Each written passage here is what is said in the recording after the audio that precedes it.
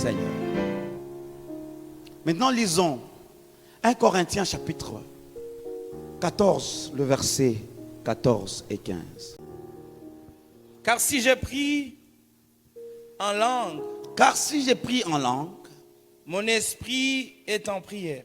C'est mon esprit qui est en prière. Mais mon intelligence demeure stérile. Mon intelligence en ce temps-là est stérile. Ça veut dire que mon intelligence n'est pas capable de produire. Est-ce que quelqu'un comprend? Quand on parle de la stérilité, ici, on parle du manque de la reproduction. Alléluia. Quand il n'y a pas de fruits, donc ça veut dire qu'il y a de la stérilité. Il n'y a pas de production. Maintenant, on dit, quand je prie en langue, mon esprit est en prière. Mais mon intelligence à moi est quoi? Mon intelligence est en stop. Il ne produit pas. Il y a comme un frein sur l'intelligence. Moi j'ai décidé d'arrêter d'être intelligent en prière. Lisons le verset 15, pasteur. Que faire? Maintenant écoutez. Que faire? Par l'esprit. Je parlerai par l'esprit. Mais je prierai aussi avec intelligence. Mais je prierai aussi avec intelligence. Est-ce que vous comprenez ces deux choses? Je parlerai Par l'esprit. et je prierai aussi Avec intelligence. Maintenant, ça commence à s'accorder avec Jude. Que faire donc? Vu que je suis humain, je ne veux pas perdre toute mon intelligence à tout moment. Je veux essayer à un moment de garder mon intelligence. Mais je prierai. Écoute, il faut qu'on comprenne une chose ici. La Bible dit, je prierai par l'esprit. Ça c'est un. Mais je prierai aussi. Le aussi, ça vient s'ajouter à ce qui est déjà mon identité. La Bible dit maintenant, je chanterai par l'esprit, mais je chanterai avec intelligence. Maintenant, revenons à Jude chapitre 1, le verset 20, pour que je puisse maintenant vous montrer ce que je veux dire. La Bible dit, pour vous, ça c'est pas pour tout le monde, pour vous, bien-aimés, ça c'est pour les bien-aimés, pour vous, vous édifiant vous-même. Ici c'est question de s'édifier soi-même. Je ne sais pas si quelqu'un est en train de voir ce que je vois. Je vois que pasteur Michel a vu ce que j'ai déjà vu. Ici, c'est une question de s'édifier soi-même. En Swahili, kujijenga mwenyewe. Vous édifiant vous-même sur votre très sainte foi, priant par l'esprit. Maintenant, on dit à 1 Corinthiens, je prierai par l'esprit. Et je prierai aussi avec intelligence. Parce que la prière par l'esprit, c'est cette prière d'auto-édification. Est-ce que quelqu'un comprend ces choses? C'est la prière d'auto-édification. Dans cette prière-là, c'est ton être intérieur qui grandit avec Dieu. Revenons encore un peu à 1 Corinthiens chapitre. On va faire ce voyage-là un peu. 1 Corinthiens qu'on a lu. Maintenant, on va au premier verset. Maintenant, retenez que là, on nous a dit, prier en esprit pour s'édifier soi-même. Gardez, parce que chaque mot a son sens dans la Bible. Cette Bible a été écrite par l'inspiration. Ça là, il faut le mettre dans la tête. C'est poussé par l'Esprit de Dieu que les hommes ont parlé de sa part. Donc, chaque mot qui est placé quelque part dans la Bible a son sens. Un jour, j'avais lu que Jézabel a dit à quelqu'un, tu es comme Zimri. Tu sais, quand j'ai lu tu es comme Zimri, j'ai pensé que c'était rien. Mais un jour, quand Dieu a commencé à m'enseigner sur l'esprit de Jézabel, j'ai compris que même ces petits mots-là avaient un très grand sens. La Bible dit, recherchez la charité, aspirez aussi aux dons spirituels, mais surtout à celui de prophétie. Verset 2. En effet, Ah, ça commence à être intéressant. En effet, celui qui parle en langue ne parle pas aux hommes. Tu sais pourquoi, quand je dis Papa Esron, prie pour nous, tu dis Seigneur éternel, nous te rendons gloire. Tu sais pourquoi tu fais ça? C'est parce que quand tu pries là, tu ne veux pas seulement que Dieu écoute, tu veux que nous aussi, on écoute ce que tu dis à Dieu en notre faveur. C'est juste pour ça. C'est juste pour ça. Je vous dis la vérité. Parce que tu veux, parce que moi je ne veux pas être là, tu es en train de parler en langue et tu pries pour moi. Ça va, je me dis, qu'est-ce qu'il dit en ma faveur? C'est pour ça que tu pries avec des mots pour que je comprenne quelle est la prière que tu fais pour moi. La Bible dit, en effet, celui qui parle en langue ne parle pas aux hommes, mais à Dieu. Car personne ne le comprend. Car personne ne le comprend. Là, c'est entre lui et Dieu, comme dans cette prière où tu as fait quelque chose de méchant. Mais ton cœur, c'est du pardon pareil. Et Dieu l'accepte. Ok? Mais seulement Dieu comprend que ça, c'est le domaine du secret. C'est le domaine du mystère. Et la Bible dit, personne ne le comprend. Et c'est en esprit. Ah, ça commence à être intéressant. C'est en esprit qu'il fait quoi? Ce n'est pas avec son intelligence. Là, le domaine de l'intelligence est un peu écarté. Là, c'est le domaine de son esprit qui commence à dire de mystère. C'est quoi alors un mystère? Un mystère, c'est quelque chose qu'on ne peut pas comprendre très facilement. Un mystère, ce sont des choses cachées. Alors, celui qui prie en esprit, celui qui prie en langue, il ne parle pas aux hommes, il parle à Dieu. Nous les hommes, nous ne les comprenons pas. Mais lui, il dit de mystère en priant en esprit. Le verset qui suit. Celui qui prophétise, au contraire, voici la différence. Celui qui prophétise au contraire, parle à qui? Ah, ça commence à être intéressant. Celui qui prophétise parle aux hommes, les édifie et les exhorte, les console. Quand je me tiens ici, je commence à prophétiser. Ça là, ce n'est plus le domaine d'auto-édification. Là, je suis dans le domaine de vouloir transmettre un message à mes frères qui sont avec moi. Par exemple, pendant que je suis en train de prêcher là, l'idée ici, c'est de vous édifier. L'idée, c'est de vous consoler. L'idée, c'est de vous faire grandir.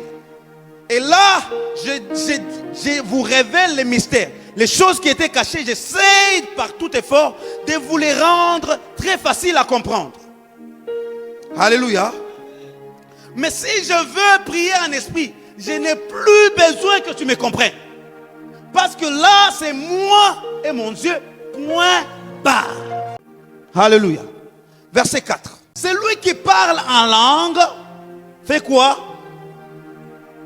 S'édifie lui-même. Vous vous rappelez maintenant de Jude chapitre 1 verset 20 où la Bible dit vous édifiant vous-même.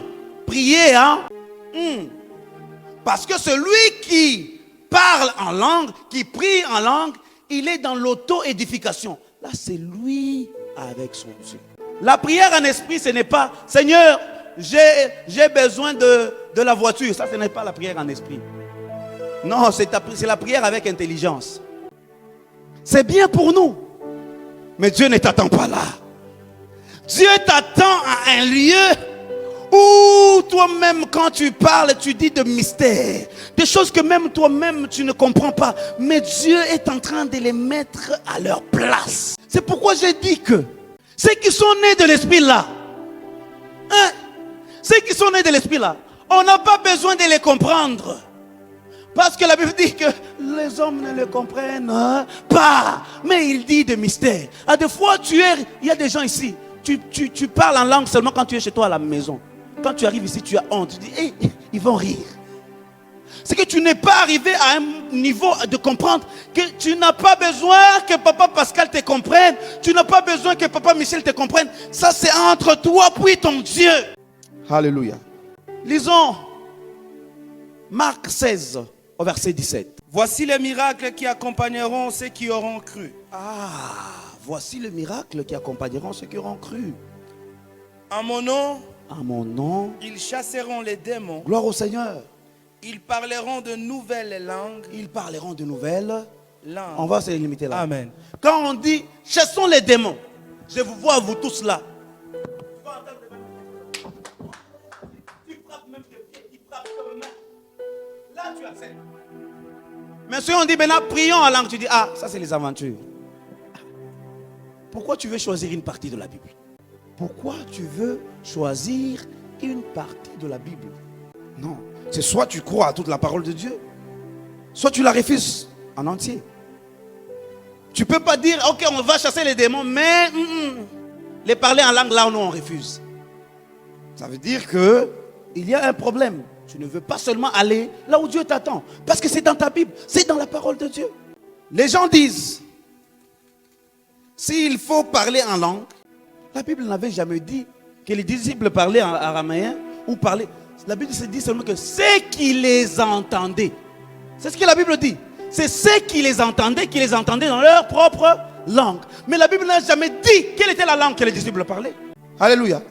Alors il y a une autre langue qui n'est pas du français, qui n'est pas de l'anglais. Mais Dieu nous attend là. Deuxièmement, la Bible dit que, les gens disent que la Bible dit que s'il faut que tu parles en langue, il faut qu'il y ait un interprète.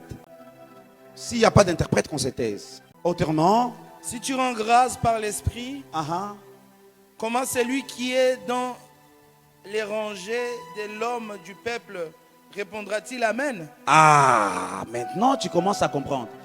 Quand j'ai prié pour vous, je dis, soyez bénis.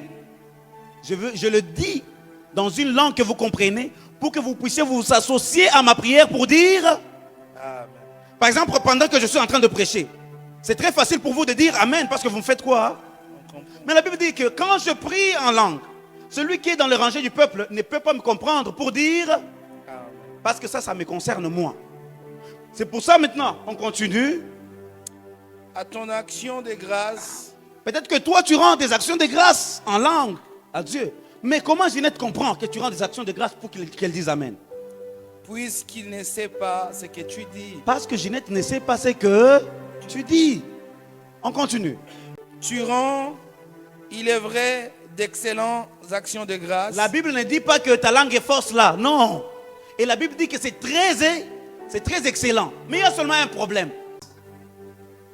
Mais l'autre n'est pas. Parce que c'est de l'auto-édification. Tu t'édifies toi-même. Le verset 18. Je rends grâce à Dieu de ce que je parle en langue, plus que vous tous. Ici, l'orgueil de Paul est monté un peu. Il dit, vous savez vous-même, vous tous qui êtes là. Moi là, je parle en langue plus que vous. Mais dans l'église, j'aime mieux dire 5 paroles avec mon intelligence, écoutez bien, 5 paroles avec mon intelligence, afin d'instruire aussi les autres que 10 000 paroles en langue. Ah, maintenant il dit, j'aime à l'église parler 5 paroles avec intelligence pour édifier l'autre que 10 000 paroles en langue. Qu'est-ce que Paul veut dire? Il dit, maintenant vu qu'il faut que Ginette par exemple comprenne ce que je dis, ah, des fois je veux parler avec mon intelligence. Ce n'est pas pour moi. La prière en intelligence, ce n'est pas pour mon bénéfice. Moi, je ne gagne pas beaucoup. C'est les soucis de l'autre seulement. Parce que l'idée, c'est que nous voulons dire Amen à ta prière. Il est vrai que toi, quand tu seras en train de prier en langue, Dieu t'écoute. Mais vu que nous aussi, on veut t'écouter, c'est pour ça qu'on te demande même 5 paroles seulement, hein, pour qu'on t'écoute. Par conséquent, voici aussi autre chose. les langues sont un signe. Les langues sont un signe. Non pour le croyant, C'est pas pour le croyant, mais pour le non-croyant. pour le non-croyant. La prophétie, au contraire, est un signe non pour le non-croyant, mais pour le croyant. Ah, Si donc, dans une assemblée de l'église entière, tous parlent en langue, et qu'il survienne des hommes du peuple ou de non-croyants, alléluia. ne diront-ils pas que vous êtes fous? Ah, Mais si tous prophétisent, mais si tous et prophétisent, qu'ils surviennent Quelque non-croyant ou un homme du peuple, il est convaincu par tous. Il est jugé par tous. Les secrets de son cœur sont dévoilés de telle sorte que, tombant sur sa face, il adorera Dieu et publiera que Dieu est réellement au milieu de vous. Alors je prie alors que Dieu, pendant que ceux qui ont le don de prophétie prophétiseront, au don des prophéties, que Dieu vous ajoute le don de la sagesse. Amen. Que faire donc, frère? Que faire donc, frère? Lorsque vous vous assemblez, lorsque les vous vous uns assemblez les uns les autres, les autres, parmi vous, ont-ils un cantique, une instruction, une révélation, une langue, une interprétation? Que tout s'efface pour l'édification. Amen. Amen. Maintenant, quand tu lis 1 Corinthiens chapitre 11, ça on ne va pas lire. La Bible parle de deux dons. Le parler en langue et l'interprétation de langue. Alléluia. Et ici, tu vas voir qu'il y a une langue et une interprétation. Le don de parler en langue et l'interprétation de langue, il y a des langues qui sont de prophétie. Je peux être en train de parler en langue, mais c'est une prophétie que je donne. Ou c'est une parole de connaissance que Dieu veut faire traverser. Cette parole de connaissance doit être interprétée. Sûrement Dieu, s'il veut que tu donnes une parole de connaissance au travers de la langue, c'est lui qui va se trouver un interprète parmi la salle. Alléluia. Maintenant, voici ce que nous pouvons dire en concluant. Le parler en langue est bon. Et la Bible dit, j'aimerais que vous tous vous parliez